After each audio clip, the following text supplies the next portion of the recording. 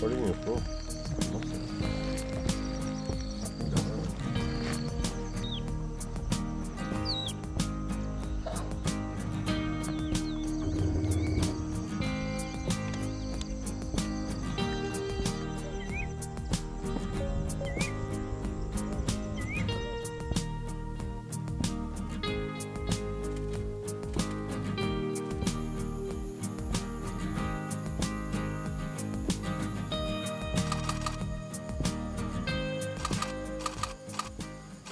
નમસ્તે દોસ્તો, તમારું મારી ચેનલમાં સ્વાગત છે. અને અમે આવ્યા છીએ આજે બ્લેકબક નેશનલ પાર્ક, વેળાવદર, ભાવનગરની નજીક. આપણે જેને ગુજરાતીમાં કહીશું કાળિયાર રાષ્ટ્રીય ઉદ્યાન. કાળિયાર રાષ્ટ્રીય ઉદ્યાન નોર્મલી 15મી ઓક્ટોબર પછી ખુલતું હોય છે, પણ આ વર્ષે આ ઉદ્યાન એક અઠવાડિયું જેટલું વહેલું ખુલી ગયું છે. તો અમે આ ઉદ્યાનને આજની તારીખે એટલે કે 11મી તારીખે જોવા આવ્યા છે. આ જે છે એ world largest communal roosting site for harrier. Harrier એટલે પટ્ટાઈ. તો આ જે છે એ પટ્ટાઈ સમૂહનું વિશ્વનું સૌથી મોટું રૂસ્ટિંગ ગ્રાઉન્ડ છે. એટલે અહીંયા એ લોકો ભેગા થઈ અને આરામ કરે છે રાતના સમયે. તો એક સમય એવો હતો, અહીંયા એક રોડ છે જેને રૂસ્ટિંગ રોડ કહેવાય છે. ત્યાં સાંજના સમયે તમને મોર દેન 1000 એટલે 1000 જેટલા હેરિયર ત્યાં બેસેલા જોવા મળી શકે છે. અહીંયા મોસ્ટલી આપણને 3 હેરિયર જોવા મળશે. એક છે મોન્ટેગ્યુ હેરિયર, પેલિડ હેરિયર અને વેસ્ટર્ન માસ હેરિયર. હવે ત્રણેયના ગુજરાતી નામ જોઈ લઈએ તો વેસ્ટર્ન માસ હેરિયર, માસ એટલે જે આપણે વેટલેન્ડ ટાઈપનું હોય, તો એનું ગુજરાતી નામ છે પાન પટ્ટાઈ. મોન્ટેગ્યુ હેરિયર છે એનું નામ છે પટ્ટી પટ્ટાઈ. અને જે પેલિડ હેરિયર છે એ થોડું પેલ કલરનું હોય છે કમ્પેરેટિવલી એનું મેલ, તો એનું નામ છે ઉજળી પટ્ટાઈ. તો આ 3 મેઇન પટ્ટાઈ અથવા મેઇન હેરિયર જોવા મળે છે. આના સિવાય એક હેન હેરિયર છે જે પણ અહીંયા જોવા મળી શકે છે. તો આજે અમારો મેઇન ઇન્ટેન્સ તો હેરિયર, બ્લેકબક, વુલ્ફ એ બધું જોવાનું છે. પણ એની સાથે હેન હેરિયર જો અમને મળી જાય તો અમને મજા પડી જાય. જોઈએ અમને આજના દિવસમાં તે મળે છે કે નહીં. બ્લેકબક નેશનલ પાર્ક વેળાવદર અમદાવાદથી આશરે 140 કિલોમીટર દૂર આવેલું છે. મેં મારા સફરની શરૂઆત વહેલી સવારે 4:30ની આસપાસ કરી હતી. જ્યારે મેં ગૂગલ મેપમાં જોયું તો તે રસ્તો એક્સપ્રેસ હાઈવે પરથી બતાવતો હતો, પણ જ્યારે હું એના એન્ટ્રી પોઈન્ટે ગયો તો રસ્તો ક્લોઝ હતો. એટલે મેં અલ્ટરનેટ રૂટ ટ્રાય કર્યો, જે બાવળા, ફેદરા, પીપળી અને જે થઈને મને ફાઇનલી વેળાવદર પહોંચાડતો હતો. હું આશરે 6:45ની આસપાસ વેળાવદર પહોંચી ગયો. વેળાવદર નેશનલ પાર્ક 2 ભાગમાં ડિવાઈડ થયેલો છે. એક તરફ છે ગ્રાસ લેન્ડ, કે આખો જ પાર્ક ગ્રાસલેન્ડ છે, અંદર થોડા પાણીના પોન્ડ જેવું છે. ને બીજો પાર્ટ જેને વેટલેન્ડ પાર્ટ કહેવામાં આવે છે, કે જ્યાં મોટું એક તળાવ આવેલું છે. સવારની ઠંડી હવામાં અમે ટિકિટ લીધા પછી જીપ્સી લીધી મોર્નિંગ સફારી માટે. જ્યારે પાર્કમાં એન્ટ્રી કરી ત્યારે આંખો સામે ઓપન સ્કાયમાં હેરિયર ઉડી રહ્યા હતા, હન્ટિંગ કરતા હતા ગ્રાસલેન્ડ પર. ઘાસ એટલું ડેન્સ હતું કે રસ્તા પર પણ ઘાસથી કવર થયા હતા. સૌથી પહેલું સાઇટિંગ બ્લેકબક હતું. એના સિવાય થોડા આગળ ગયા તો અમને જંગલ કેટ મળી. તે ઘાસમાં અમારી સાથે સંતા કોકડી રમી રહી હતી. તે જ્યારે ઓપનમાં આવતી તો તે તેનું ટેરિટરી માર્કિંગ કરવાનું સ્ટાર્ટ કરતી. વોટ અ બ્યુટીફુલ મોમેન્ટ, જ્યારે અમે જંગલ કેટને તેની ટેરિટરિયલ માર્કિંગ કરતું જોયું. થોડું આગળ જતાં અમને લોંગ બિલ પીપીટ,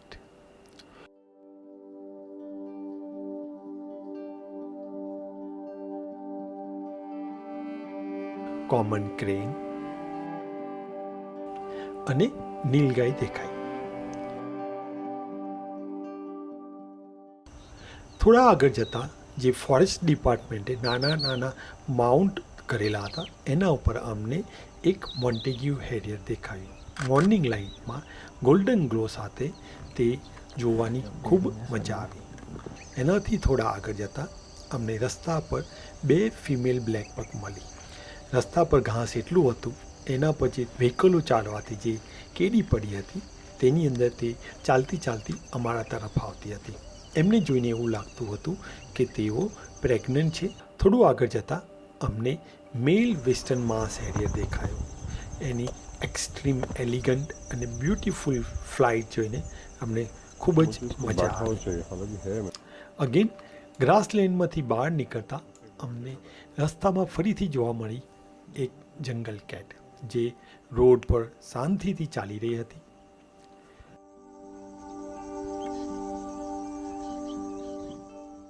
થોડા આગળ જતાં ગ્રાસલેન્ડની અંદર અમને એક યુરોપિયન રોલર મળ્યું જે પેસેજ માઇગ્રેન્ટ બર્ડ છે અને તે પ્રે માટે હન્ટિંગ કરી રહ્યું હતું.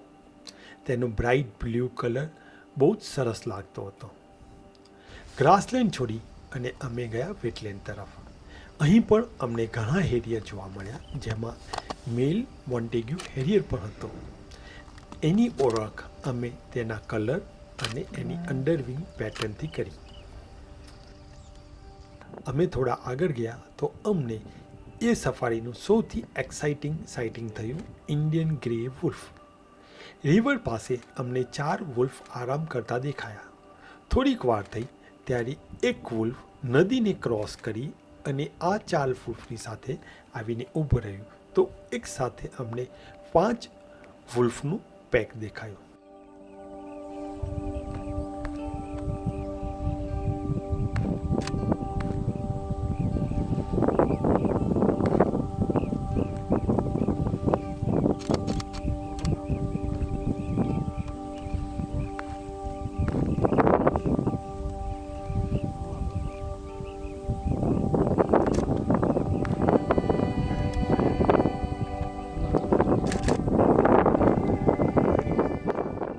જ્યારે અમે પાછા આવી રહ્યા હતા ત્યારે અમને રોક ઈગલ આઉલ જોવા મળ્યું. તે ટ્રીની અંદર પરફેક્ટલી કેમાફ્લેજ થઈ ગયું હતું. એને દેખવું બહુ જ ડિફિકલ્ટ હતું. અમે તેની આઈડી રોક ઈગલ આઉલની એના ફેશિયલ ડિસ્ક પરથી કરી. બીજું એક ઈગલ આઉલ જે એના જેવું દેખાય છે જે છે યુરેશિયન ઈગલ આઉલ, જે ગુજરાતમાં દેખાતું નથી. તો ગુજરાતમાં રોક ઈગલ આઉલ આઈડેન્ટિફાય કરવું કમ્પેરેટિવલી ઇઝી છે. અને ત્યારબાદ અમે ઓફિસે ગયા અને અમારી મોર્નિંગની સફારી ખતમ કરી. બપોરે ફોરેસ્ટ ઓફિસમાં થોડો રેસ્ટ લીધા પછી અમે અમારી સાંજની સફારી અરાઉન્ડ 3 વાગ્યાની આસપાસ ચાલુ કરી.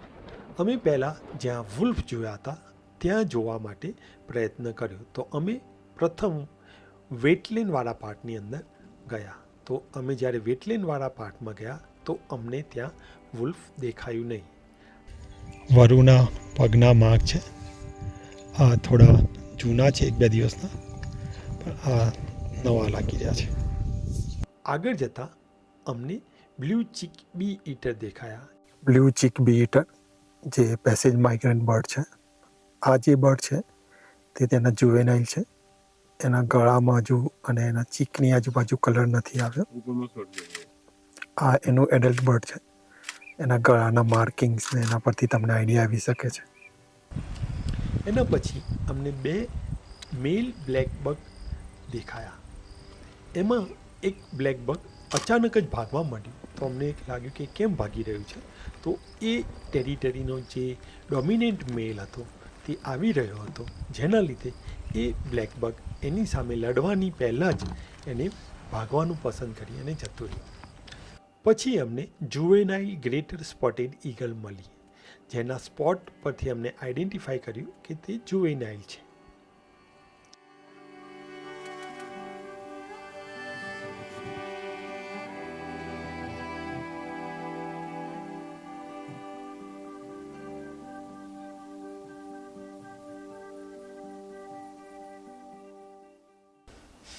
જ્યારે અમે જુવેનાઇલ ગ્રેટર સ્પોટેડ ઈગલ દેખતા હતા ત્યાં અમને સમાચાર મળ્યા કે વુલ્ફ પાછા દેખાઈ રહ્યા છે.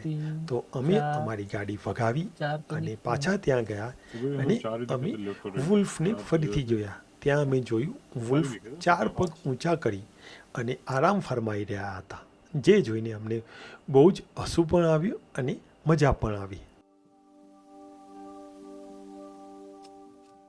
સૂર્યાસ્ત પહેલાં ફરી અમે રોક ઈગલ આઉલને ગોલ્ડન લાઇટમાં બેઠેલો જોયો અને તે એક મેજિકલ મુમેન્ટ હતી.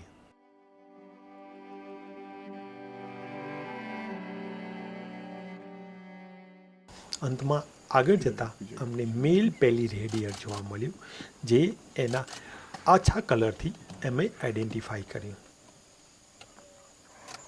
આ જે દેખાઈ રહ્યું છે તે છે પેલિડ હેરિયરનો મેલ. પેલિડ હેરિયરના ગુજરાતી નામ છે ઉજળી પટ્ટાઈ. એ કમ્પેરમાં વ્હાઇટ લાગતી હોવાથી એનું નામ ઉજળી પટ્ટાઈ આપવામાં આવ્યું છે. અહીંયા તમે એની પૂંછડીનો એન્ડ અને એના વિંગનો એન્ડ જોશો તો વિંગ પહેલાં ખતમ થઈ જાય છે પૂંછડી કરતાં. આ એક એનું આઈડેન્ટિફિકેશન પોઈન્ટ હોઈ શકે છે. તો આ તમે જોઈ શકો છો એનો મેલ. પાછા ફરતા મેલ પેલી રેડિયર પછી અમને સાપમાર, કે જેનું ઇંગ્લિશ નામ છે શોર્ટ ટો સ્નેક ઈગલ, એક ઝાડ પર બેસેલું જોવા મળ્યું અને તેની જોડે એક બ્લેક ડ્રોંગો પણ બેઠો હતો. સનસેટ સુધી સફારી પૂરી થઈ ગઈ. પછી અમે સફારી પૂર્ણ કરી અને વેળાવદર નેશનલ પાર્કથી હું નીકળ્યો અમદાવાદ તરફ અને મારા મિત્રો નીકળ્યા વડોદરા તરફ. એક દિવસભર wild life action, golden light અને અનફર્ગેટેબલ મેમરીઝથી ભરપૂર એ હતી મારી બ્લેક બક નેશનલ પાર્ક વેળાવદરની સફર.